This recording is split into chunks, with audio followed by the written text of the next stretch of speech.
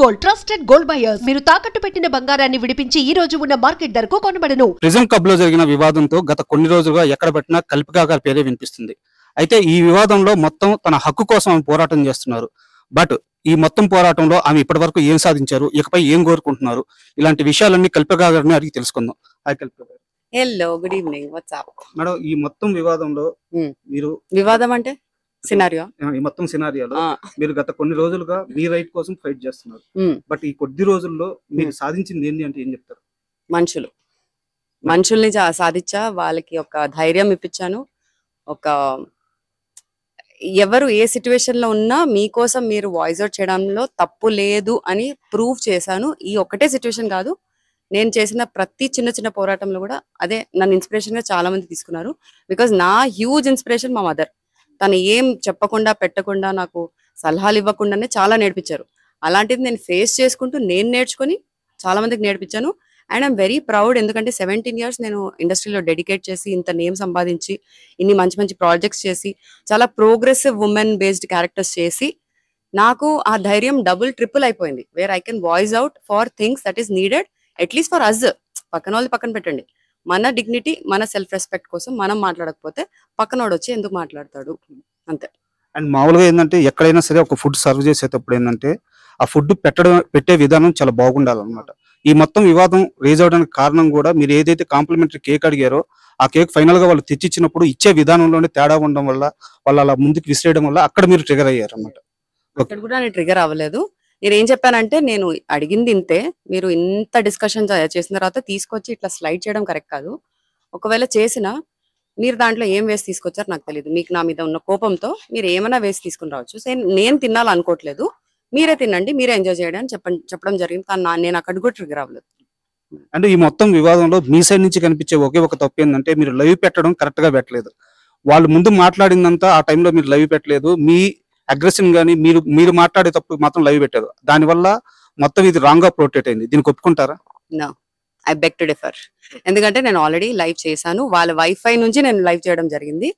And అదేంటి 1 hour live జరిగింది. నేను పెట్టిన మీ వీడియో కాకుండా వాళ్ళు lights, fans, ACs, shutter and wifi అన్ని ఆఫ్ చేస్తారు. సో నేను చేసిన లైవ్ అది 1 hour లైవ్ కాబట్టి అది సేవ్ అవ్వలేదు, అప్లోడ్ అవ్వలేదు.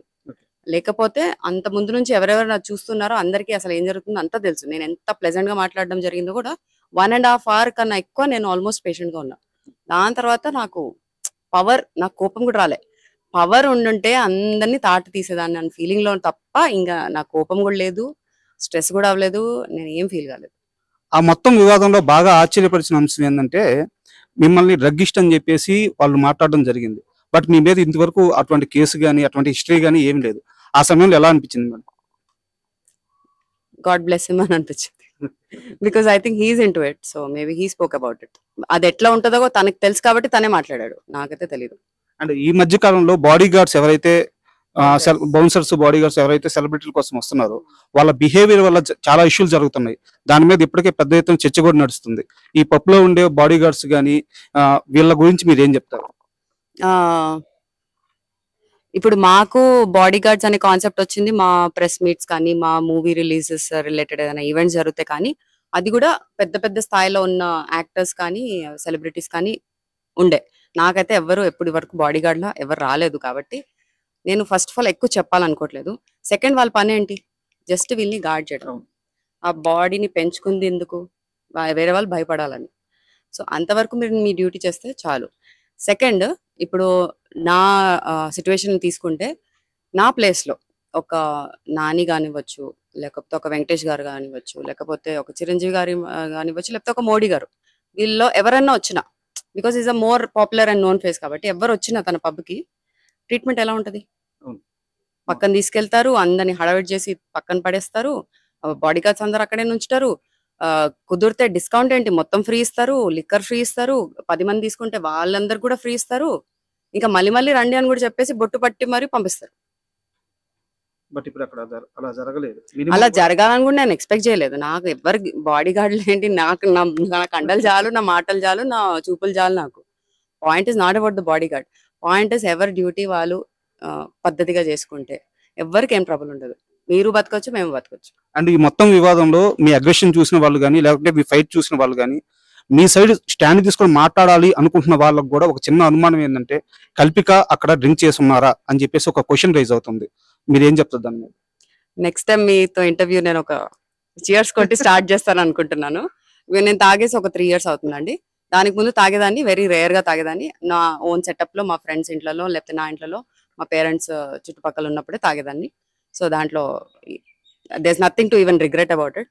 It is a good thing. డాక్టర్సే చాలా మంది చెప్తారు యూ హ్యావ్ టు డ్రింక్ అప్పుడప్పుడు, ఇట్ ఇస్ గుడ్ అని. అది పక్కన పెడితే నా ఎనర్జీ లెవెల్స్ నాకు నేనే తట్టుకోలేకపోతా. ఏంటి, నేను మార్నింగ్ 4కి లేస్తా, రాత్రి 12కి పడుకుంటా అండి. ఆ ఉన్న 4 hours ఒక డీప్ స్లీప్ లో వెళ్ళిపోయి అవతార్ కన్నా మించి సినిమాస్ చూస్తాను నేను నా డ్రీమ్స్ లో. అలాంటిది నేను రియాలిటీకి వచ్చేసరికి నేను ఏమేం చేస్తాను ప్రతి సెకండ్ నాకు తెలుసు. ఒక చేత్తో ఒకటి చేస్తా, ఒక కాల్తో ఇంకోటి చేస్తా, ఒక బ్రెయిన్ తో ఇంకోటి నడుస్తుంది, కళ్ళతో ఇంకేదో చూస్తా, ఇంకెవరికో ఏదో కాల్లో మాట్లాడతా. ఇప్పుడు నా రైట్ లెగ్ కూడా సరిగ్గా పనిచేయట్లేదు. నేను డ్రైవ్ చేయడానికి కూడా చాలా ఇబ్బంది. 10 minutes కూడా డ్రైవ్ చేస్తే పట్టేసుకుంటుంది, నా కాఫ్స్ అంతా పట్టేసుకొని. It's risk on road. 5 minutes లో లెఫ్ట్ లెగ్ తో నేను డ్రైవింగ్ నేర్చుకున్నానండి. నెక్స్ట్ నేను హ్యాండ్ తో డ్రైవింగ్ నేర్చుకుందాం అనుకుంటున్నా, రైట్ హ్యాండ్ అయ్యాక లెఫ్ట్ హ్యాండ్. సో ఇంత క్రియేటివిటీ నాలో ఉన్నప్పుడు నేను ఈ బయట ప్రాపర్టీస్ కానీ, ఆల్కహాల్ కానీ, డ్రగ్ కానీ తీసుకోవాల్సిన అవసరం కూడా నాకు లేదు. ట్రై చేయాలంటే ట్రై చేస్తా. నేను అన్ని చేయడానికి నేను రెడీ. ఎందుకంటే ఇప్పుడు అన్ని ట్రై చేస్తా. ఒక డాన్స్ నుంచి, ఒక స్పోర్ట్స్ నుంచి, ఒక స్విమ్మింగ్ నుంచి, ఏం ఆడితే అది అన్ని నేను ట్రై చేశాను. కాబట్టి ఇది ట్రై చేయడంలో నాకేం తప్పు అనిపించట్లేదు. ఒకప్పుడు నాకు ఒక ఫిల్మ్ ఆఫర్ వచ్చింది, సీతా ఆన్ ద రోడ్ అని. దాంట్లో స్మోకింగ్ హ్యాబిట్ ఉందని చెప్పి నేను మూవీ నో అని చెప్పడం కూడా జరిగింది. ఎందుకంటే నాకు మా డాడీకి చిన్నప్పటి నుంచి స్మోకింగ్ మీద పెద్ద గొడవ ఇది. మా డాడీ ఒక చైన్ స్మోకర్ ఉండే. సో మీరు చెయ్యండి కానీ ఇంటి నుంచి బయటికి వెళ్ళి చేయండి అని నా ఇది. నేనేమో నా ఆయన ఇంట్లోనే చేస్తా అన్నారు. సో ఇప్పుడు ఆటోమేటిక్లీ హీ స్టాప్ స్మోకింగ్. అది వేరే విషయం. నేనేమంటున్నానంటే నేను నిజంగా ఇన్ఫ్లుయెన్స్ అవ్వాలంటే నేను ఇంట్లోంచే ఇన్ఫ్లుయెన్స్ అవ్వచ్చు. నేను అక్కడ కూడా ఇన్ఫ్లుయెన్స్ అవ్వాలి. మూవీ కూడా నేను నో చెప్పడం జరిగింది. కానీ ఆ క్యారెక్టర్ నాకు చాలా రెజొనేట్ అయ్యి నేను నాలాగా నేను బిహేవ్ చేయగలుగుతున్నాను కదా త్రూ సినిమా, త్రూ ఆర్ట్. అలాంటప్పుడు ఎందుకు చేయొద్దు అని 2 days తర్వాత మళ్ళీ నేను కాల్ బ్యాక్ చేసి ఐ విల్ ఫేక్ సిగరెట్, నేను ఫేక్ గా నేను తాగుతా, నేను ఖచ్చితంగా చేస్తా, నేను రాయల్ ఎన్ఫీల్డ్ నేర్చుకుంటాను. 20 minutes రాయల్ ఎన్ఫీల్డ్ నేర్చుకోవడం జరిగింది. So I'm up for challenges and experiment. మీరు ఒక గుండు తీసి మీరు ఒక క్యారెక్టర్ చేయండి, టక్కని చేసేస్తా, నాకేం ప్రాబ్లం లేదు. అండ్ మీరు మూవీస్ గురించి చెప్పారు. గత 15 ఏళ్ళుగా 17 ఏళ్ళుగా మిమ్మల్ని చూస్తూనే ఉన్నాము. మీరు చేసే మూవీస్ కానీ అండ్ బయట సొసైటీ పరంగా మీరు చేసే సేవా కార్యక్రమాలు కానీ చాలా బాగుంటాయి. అండ్ ఈ మధ్య కాలంలో ఇంత బెట్టింగ్ యాప్స్ గురించి సోషల్ మీడియా ప్రమోటర్స్ చాలా మంది బెట్టింగ్ యాప్స్ ని ప్రమోట్ చేసి కూడా డబ్బులు సంపాదించారు. ఇలాంటి ఏ వివాదంలో కూడా కల్పిక గారు ఉండరు. కల్పిక గారు ఏంటంటే బయట సమాజంలో కొన్ని బాధ్యతలు నిర్వర్తిస్తారు, తనకు నచ్చిన సినిమాలు తీసుకుంటారు. బట్ బయటికి వెళ్ళలేక కొంతమంది మనుషులతో మాత్రమే ఆమెకు వివాదాలు వస్తున్నాయి. ప్రతిసారి ఇలాంటి వివాదం వస్తున్నప్పుడు ఇండస్ట్రీ తరపున పెద్దలు మీ సైడ్ ఎందుకు స్టాండ్ తీసుకోవట్లేదు? ఎందుకు స్టాండ్ తీసుకోవాలి? నేనేమైనా వెళ్ళి వాళ్ళని హెల్ప్ అడిగానా? వాళ్ళ వర్క్ వాళ్ళు చేసుకుంటున్నారు. నాకు నిజంగా వాళ్ళ సపోర్ట్ కావాలంటే నేను రేపు ఒక ఫిల్మ్ డైరెక్ట్ చేశాక, సార్ మీరు వచ్చి జస్ట్ ట్రైలర్ చూడండి సార్, లేకపోతే లాంచ్ కి రండి సార్, మీ 2 minutes టైం ఇవ్వండి సార్, అక్కడ సపోర్ట్ చేయండి అని అడుగుతా. That is a progressive way of asking support. నేను వాళ్ళేదో మిస్అండర్స్టాండ్ అయ్యి నా మీద వాళ్ళు ఏదో పగ పెట్టుకొని నాతో సీన్ క్రియేట్ చేసిన తర్వాత వాళ్ళ సపోర్ట్ నేను ఎందుకు అడగాలంటాను. నేను వాళ్ళ పనిలో వాళ్ళు ఉన్నారు. నాకు సపోర్ట్ కావాల్సిన టైంలో ఒక్కరు కాదు 100 మంది వస్తారు షేర్ఖాన్లు. సో అండ్ ఈ మొత్తం సినారియోలో మీరు ఫైట్ చేసింది ఏంటంటే మీ హక్కు కోసం ఫైట్ చేస్తే, ఇక్కడ ఒక లేడీ డ్రెస్సింగ్ గురించి కానీ, ఒక లేడీ ఏ టైంకి బయటికి వెళ్ళాలి, ఏ టైంకి వెళ్ళకూడదు, ఇలాంటి కామెంట్స్ అన్ని వినిపిస్తున్నాయి. ఈ కామెంట్స్ అన్నప్పుడు మీకు ఎలా అనిపిస్తుంది? ఫస్ట్ ఆఫ్ ఆల్ మనకి సాఫ్ట్వేర్ కల్చర్ స్టార్ట్ అయినప్పటి నుంచి మనకి నైట్ షిఫ్ట్ అనేది అందరికి తెలిసిందే, తెలియంది ఏం లేదు. దాంతో పాటు చాలా మందికి జాబ్ ఆపర్చునిటీస్ పెరగడం జరిగింది. ఎస్పెషలీ ఉమెన్ బయటికి వచ్చి జాబ్స్ తీసుకోవడము, ఇంట్లో పోరాడైనా తీసుకోవడం జరుగుతుంది. అండ్ నిజంగా ఏమైనా జరగాలంటే దానికి ఒక నైట్ టైం అవసరం లేదు, ఒక డే టైం అవసరం లేదు, ఒక ఇల్లు అవసరం లేదు, ఒక ఆఫీస్ స్పేస్ అవసరం లేదు, ఒక బాత్రూమ్ అవసరం లేదు, ఒక షాపింగ్ మాల్ అవసరం లేదు. మీరు ఎక్కడన్నా ఏమన్నా చేయొచ్చు. ఎవరికన్నా ఇంటెన్షన్ బ్యాడ్ ఉంటే ఎక్కడన్నా ద్రోహం అవ్వచ్చు. సో మన బట్టలు బట్టి మీరు జడ్జ్ చేయాలనుకుంటే, నేను రేపు బుర్కాలో తిరిగినా, లేకపోతే బికినీలో తిరిగినా, లేకపోతే బట్టలు ఇప్పి తిరిగినా జనాలు ఊహించేది ఊహిస్తారు. మనం దాన్ని ఆపలేము.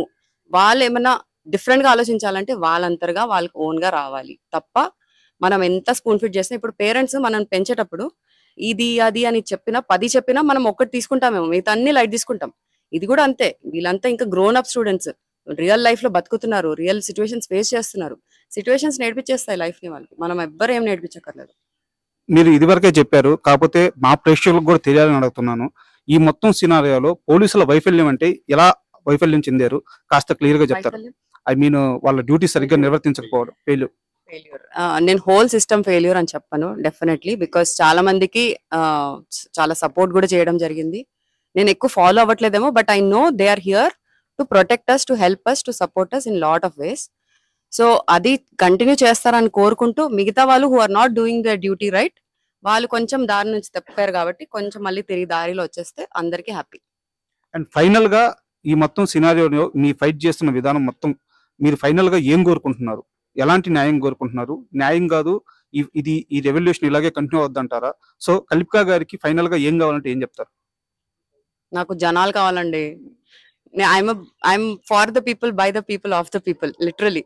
నాకు జనాలు చుట్టుపక్కల ఉన్నా ఉండకపోయినా నేను జనాల కోసం ఎగ్గబడతాను. నేను చిన్నపిల్లలతో చాలా టైం స్పెండ్ చేస్తుంటాను, పెద్దవాళ్ళతో టైం స్పెండ్ చేస్తుంటాను. మా ఫ్యాన్స్ అంటారా, ఫాలోవర్స్ అంటారా, they are like my love, మన ఫ్యామిలీ. ఇప్పుడు మీరందరూ కూడా నా ఫ్యామిలీ అయిపోయారు. సో ఇలా ఎవ్వరు, అందరిలో ప్లస్ మైనస్ ఉంటది. అందరిలో ఒక రాక్షసుడు, ఒక రావణుడు, ఒక రాముడు ఉంటారు. ఇన్ఫాక్ట్ రావణుడే ఇంకా చాలా గొప్ప అని చాలా మంది నమ్ముతారు. బట్ తన ప్రొజెక్ట్ అయింది, లేకపోతే తన పర్స్పెక్టివ్ మార్చి పెట్టేసి దాన్ని ఒక డిఫరెంట్ వేలో మనకి ప్రెజెంట్ అయింది ఆ స్టోరీ అంతా. అందరిలో ఉన్నప్పుడు నువ్వు దేన్ని ఎలివేట్ చేయాలనుకుంటున్నావో, నువ్వు ఎంత గ్రో అవ్వాలనుకుంటున్నావో లైఫ్ అనేది నీ చాయిస్. ఒక కర్మ కూడా నీకు వచ్చి చాయిస్ చేయదు. What choice you are making is your karma. So నువ్వు అది ప్లస్ లో వెళ్ళాలనుకుంటున్నా, మైనస్ లో వెళ్ళాలనుకుంటున్నా, you have to face the consequences, you have to face the advantages, no matter what. So it is in your hands what you want to do about yourself, your life and people around you who matter to you. And final గా question, big boss లోకి వెళ్ళడానికే కల్పిక ఇదంతా చేస్తున్నారా? Yes. Yeah. ఎవరు ఈసారి anchor, ఎవరు host, ఎవరు big boss కి? మీకు కాల్ వచ్చింది కదా, మీరే చెప్పాలి. వాళ్ళు నాకు అవన్నీ డీటెయిల్స్ ఇవ్వలేదు. ఇంట్రెస్టెడా అన్నట్టు ప్రొజెక్ట్ అయింది అంతే. ఫస్ట్ సీజన్ నుంచి పిలుస్తున్నారు, కానీ ఫస్ట్ సీజన్ నుంచి నేను రాను అని చెప్పాను. అండ్ ఈ మొత్తం వివాదంలో మీ ఫైట్ అయితే కొంతమందికి స్ఫూర్తిని కలిగిస్తుంది, కొంతమందికి అయితే ఇది వేరేగా అర్థమైంది. బట్ ఫైనల్ గా మీరు అందరికీ అర్థం అవ్వాలని ఈ ఫైట్ చేసిన విధానం మీరు ఏదైతే కోరుకున్నారో అది ఫుల్ఫిల్ చేయాలని చెప్పి మీకు ఆల్ ద బెస్ట్ తెలియజేస్తున్నాను. Thank you.